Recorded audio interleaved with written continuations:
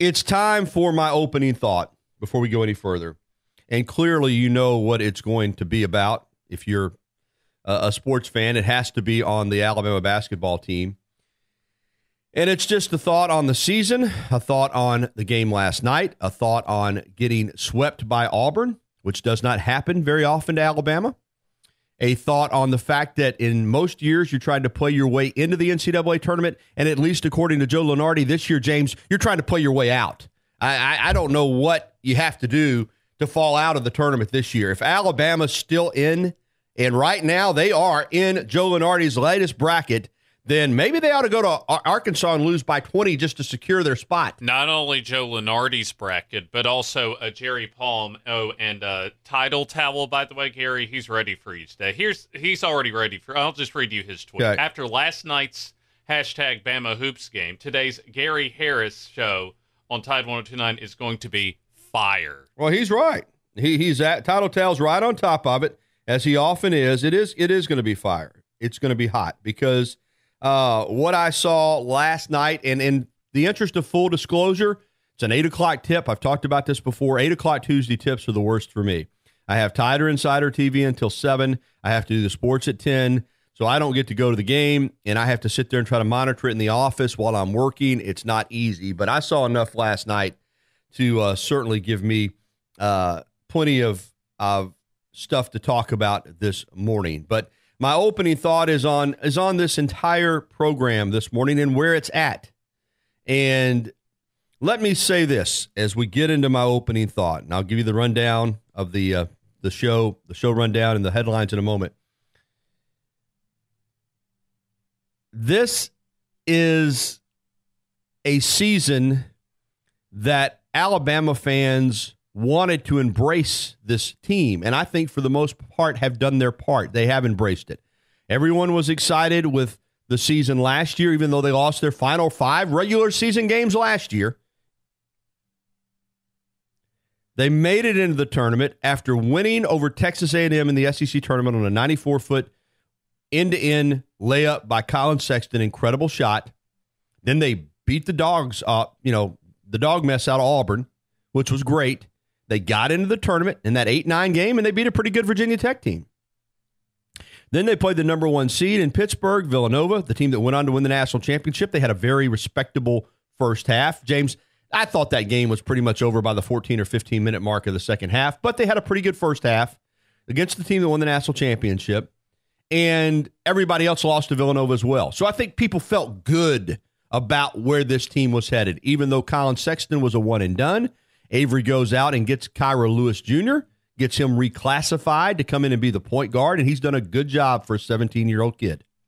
So there was a lot of excitement and enthusiasm surrounding this program going into the season. And the thought process was that Alabama's on the right track and that Alabama is going to go to back-to-back NCAA tournaments. And they still may very well. More on that in a moment. But how much does that mean anymore?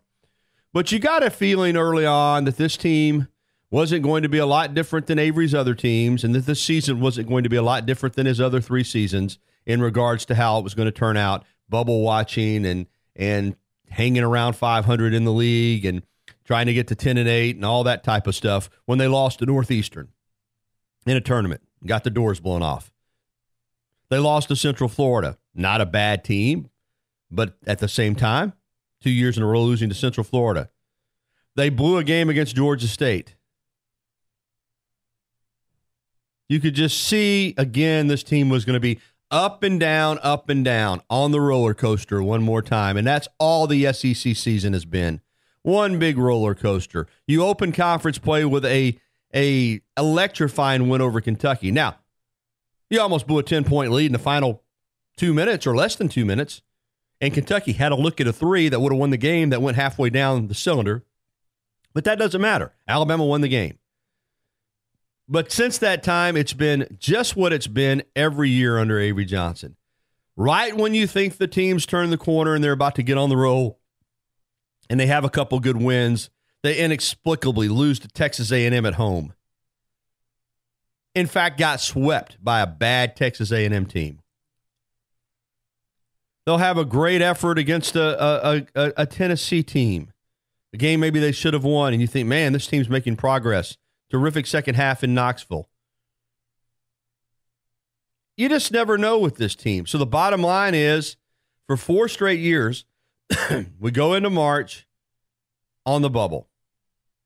And don't make any mistake. Just because they're still in all these mock brackets, don't make any mistake. This team's on the bubble, James. That's still a committee that's going to make a decision. If you're asking me, do I think Alabama's an NCAA tournament team? No, I don't. No, I don't. But it's a weak bubble. There's a lot of teams that are talking about getting in that, in my opinion, don't deserve to be in. I would rather reward one of these mid-major type teams that have 22 or 23 or 24 wins than a team from a major conference that's under 500 or right around 500. Just my opinion. Till last night. And the Bud Light hotline, by the way, is open for your calls right now. 205-342-9904 if you want to chime in. You can chime in right here in the middle of the opening thought. We'll get you on in a minute. 205-342-9904 on the Bud Light hotline, powered by Adams Beverages. Last night, to me, in my opinion, was an embarrassing loss. You dominate the first half of the game. Even though I didn't think Auburn played well, it doesn't matter. Bottom line is you're at home. And you take a 11-point lead into the halftime locker room at home in front of a pumped-up crowd against a team that scored 23 points in the first half. 34-23. You go up 13 early in the second half. You should win that basketball game. No excuses. This is not a great Auburn team. Certainly not on the road. But we've seen it before, and we saw it again last night. Alabama gets outscored 43-26 in the second half. They lose the lead. They fight back to tie it 60-60, and from that point on, it was a nightmare. Throwing the ball all over the place. Can't stop Jared Harper. Don't double-team the guy. So we get what we get here this morning, which is a lot of disappointment. And I'll say this. Auburn's now 42, or Alabama's 42-9 all-time against Auburn in Coleman Coliseum. They're 49-10 all-time in Tuscaloosa. 9 losses in that building, 10 losses all-time in Tuscaloosa. Avery Johnson has 2 of them in 2 of the last 3 years. 2 of the last 3 years, he's lost at home to Auburn. When Alabama's only lost 10 times all-time to Auburn in Tuscaloosa. 9 times in Coleman Coliseum. Those are facts. Those are numbers. I'll let you come to what decision you want to. He's got a losing record against Auburn. Alabama all-time 95-65 over Auburn. Now, why do I point that out? Well, I point that out because history says Alabama's a better program than Auburn. Period. Alabama's a better basketball program than Auburn, always has been.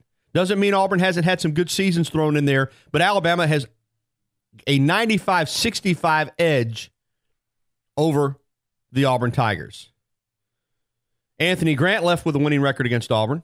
Mark Gottfried left with a winning record against Auburn. Wimp Sanders left with a winning record against Auburn. Wimp Sanderson did. D.M. Newton did. Avery Johnson has a losing record against Auburn. Both even David Hobbs and Anthony Grant never lost at home to Auburn. That's right. Like I said, very few coaches lose at home to them. Now, people will say, well, you're making too big a deal out of Alabama and Auburn. Well, why not? You know, it's a big rivalry. It's a huge rivalry.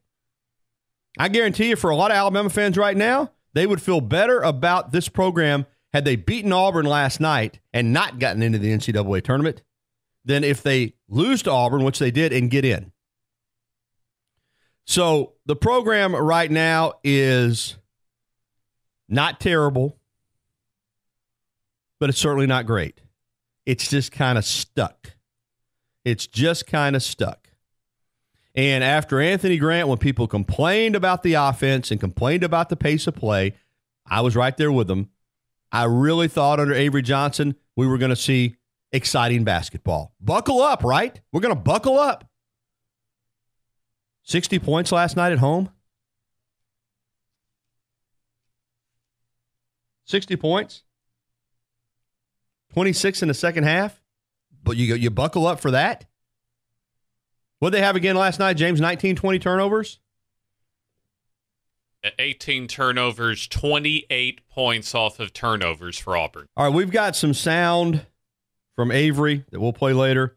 Maybe some Bruce Pearl sound as well. But here's the quote I pulled for this morning. Avery Johnson, direct quote. Quote, "We're still trying to put our finger on why we just don't have the effort and energy in the second half that we need and why we don't make good decisions with the basketball," unquote. All right, how many games are we into the season, James? Way too many, Gary. And you're still trying to figure it out?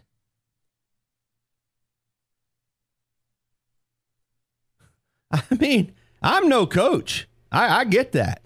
I understand that. But we're in March.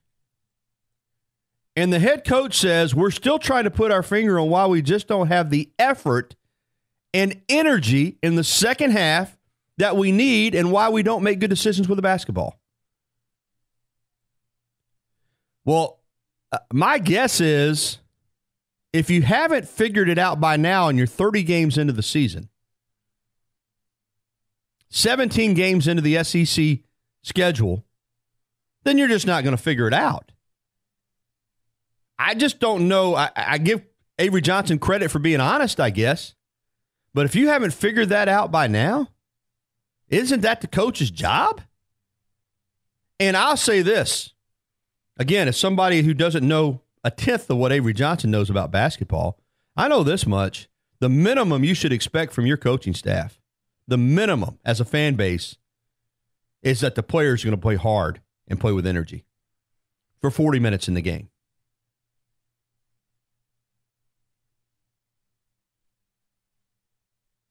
Not just one half. And if they can't get them to do that, then you got a problem, in my opinion. The minimum expectation is, whether you're a good offensive coach or defensive coach, or you know how to recruit, or you do, the minimum expectation from a fan base is that their coaching staff that's making well over $4 million as a staff should be able to get the players to play with effort and energy, particularly against your in-state rival in the second half of a game when you led by 11 points at the break and 13 points in the second half. If you can't get that out of your team, then that is a major issue. X's and O's aside, whether or not you're double teaming Jared Harper or whether or not you can get the ball into the low post to Dante Hall and he can, get more opportunities than he got last night when he only scored 4 points. Whether you should press or whether you should play zone or whether you should play man-to-man or whether you should do this, any of that should be secondary to the team playing with energy and effort. And these are Avery Johnson's words, not mine. That's a direct quote. So if you can't get your team to play with energy and effort, in the 30th game of the season, in the second half against your biggest rival, when you've got an 11-point lead at the half, then that's a problem. And this isn't me piling on. Anybody that listens to me knows, in fact, I go out of my way to not be one of these guys that just wants to stir stuff up for the sake of stirring it up.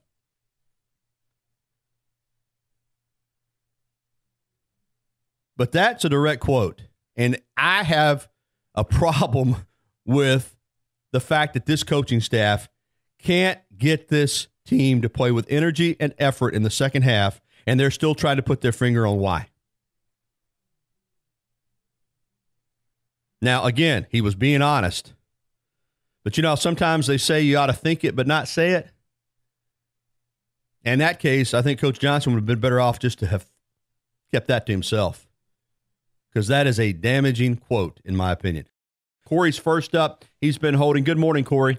Good morning, Gary. How you doing this morning? Doing well. Well, last night on the basketball game, to me, it's one to lose if you're competitive.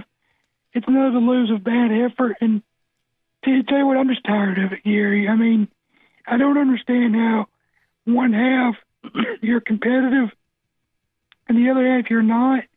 It doesn't make any sense. and you're at home. You have the crowd advantage, and you just don't put up a good fight in the second. I know the score may not say that, but here's the telling story. Auburn had 17 points off turnovers, and Alabama has 0. How does that happen? Well, because they turn you over and you don't turn them over. That's how it happens. I mean, that's been a problem for this team all year long. I mean, they can't secure the basketball. They can't take care of it.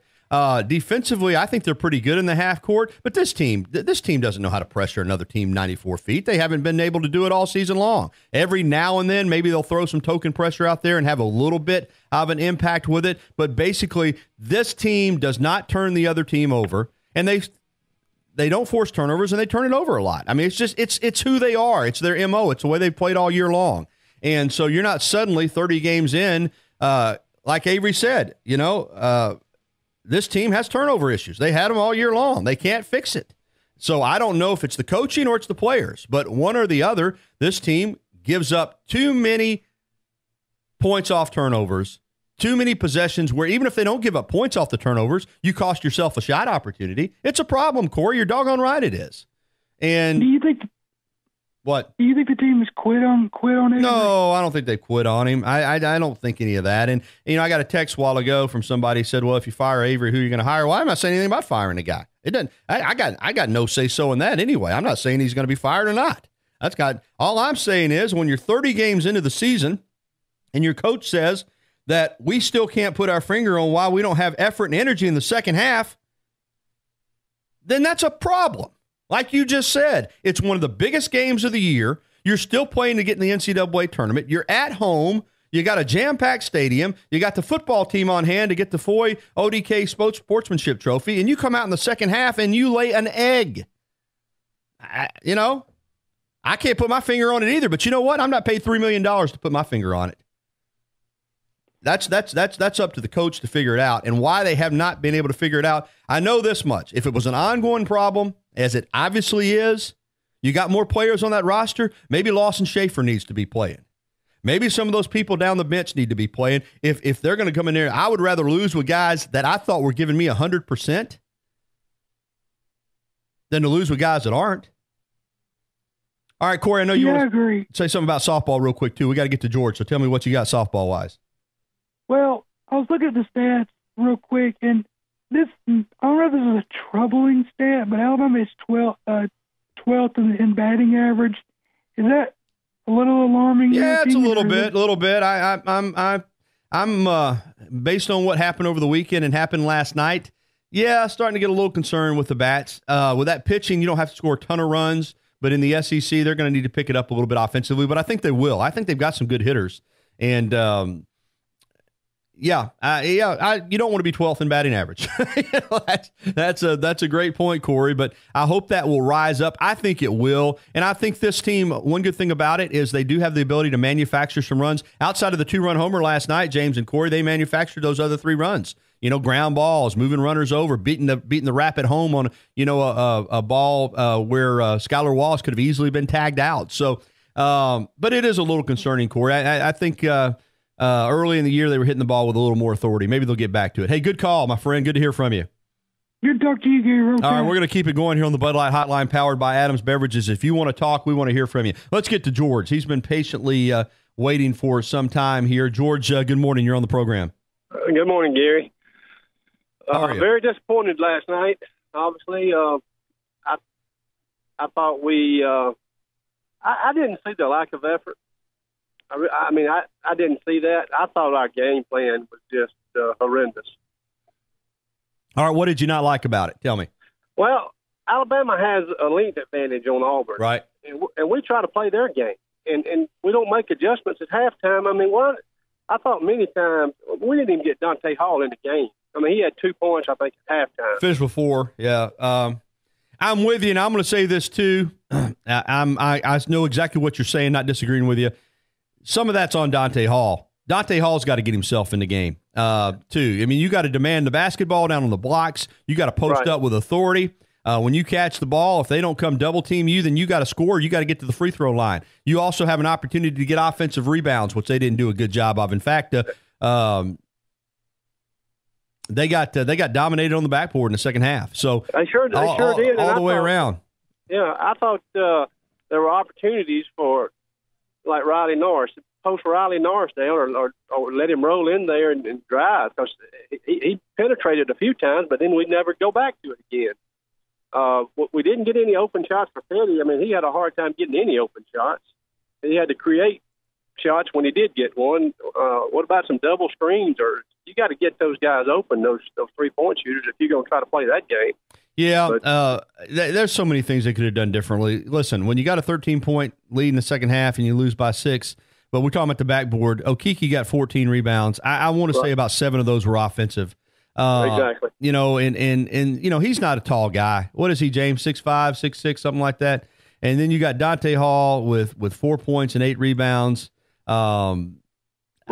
Yeah, it just didn't happen for him. And now Petty did get 9 rebounds, so he got on the backboard a little bit. But I hear you. I mean, I think I've said all along, to me, this is an athletic team. If I were Alabama, and I'm not, and I don't coach them, but I would try to have more of a transition type game. You know, if you're going to turn the ball over a lot anyway, which they do, and they turn it over in half court situations, why not push the tempo? Why not, if you're going to turn the ball over anyway, why not try to steal more possessions? Maybe get more shots up than they get up during the game. I mean, there's a lot of things you can look at. But as I said earlier in my opening thought, the main concern to me is the quote by Avery Johnson that we're still trying to put our finger on why we just don't have the effort and energy in the second half that we need, and why we don't make good decisions with the basketball. That's what he said. Now, I'm not disagreeing with you. I didn't see a lack of effort either, but obviously he feels like they could play harder, and clearly they could take better care of the basketball. But once you're 30 games into the season, isn't that something that you need to take care of in the first 10 games of the season? Isn't that something you need to diagnose where the season is still in front of you rather than at the end of the season? So Exactly. Hey, good call, George. As a fan, you're sitting there, and with 3 minutes to go, you know what's going to happen. You sure don't have a good feeling about it, do you? No, and the same thing LSU. You just know what's going to happen. You say, here we go again.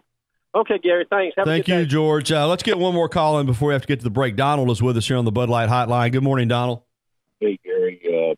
Listening to your comments, man, you're dead on everything this morning, man. And my compliments to you for that. Thank you. I'm going to say this, and I'm just going to say it flat out. Avery Johnson needs to go. When he makes a comment like you made that you've been quoting here, that tells me that he has no clue what kind of basketball team he's got. And at this point of the year, if you don't have that, then I wouldn't say he's lost the team, but that tells me he's clueless as to what to do next. And to me, that quote could come back and haunt him after the season's over when Greg Byrne evaluates where this program is, because these situations have come every year that he's been here. The first 1 or 2 years, because we didn't have the talent level. We competed hard, but we just didn't have the athletes. Now, different situation completely, and they're still playing the same way. I honestly believe that he needs to go, and I think they need to overhaul the whole program, because the program is no better than it was when Avery Johnson took it over. And he talks big, but his results don't result in big things. And when you're a snake oil salesman like he is, then when they fall apart like they did last night, and what they've been doing all year, then that tells me right there he's just that, a snake oil salesman, and he's not much of a college coach. He didn't have to do much in football in terms of developing players and teaching fundamentals and all that. He didn't have to do that in the pro game, because those guys come in already ready to play. But it's clear that he cannot teach fundamentals. They've lost more games in different ways, and last night they lost it because of turnovers. LSU lost a game because of free throws, 13 or 23 from the free throw line. How many games have they lost as a result of free throw shooting? They lost Tennessee, same way. So, it's fundamentals, and it goes back to coaching and development. Yeah, you can blame the players because they're the ones out there playing, but I kind of wonder what kind of coaching they're getting in practice every day. And I think that I just think that even if they make the NCAA tournament this year, which I agree with you, they do not deserve to be there. I would take a Jacksonville State, a Belmont, a Wofford, or Murray State, or somebody like that over them anytime this year. And they don't deserve it. But remember, they lost a scrimmage before the season. They lost 19 points to Jacksonville State. before the season even started. So that was a red flag right there. That's the thing, but nobody knows about that. But the thing is, he needs to go, and they need to get a new coach in here who can be hard on them, teach them the game the way it needs to be played at this level, and where they can be consistent each game, because it's obvious they're not. And because of that, I think Avery needs to go.